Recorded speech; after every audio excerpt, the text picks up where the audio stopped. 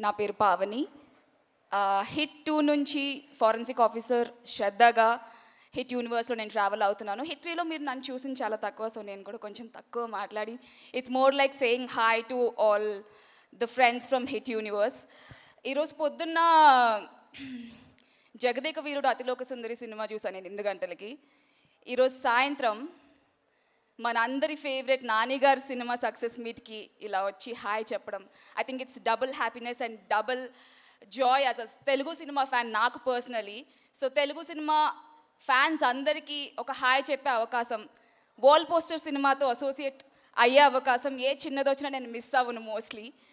Actually last year నేను పుష్ప 2 మూవీలో lock అయినప్పుడు 1 ఇయర్ నా డేట్స్ అన్నీ లాక్ అయినప్పుడు ఒక 2-3 మంచి ఆపర్చునిటీస్ మిస్ అయ్యాను.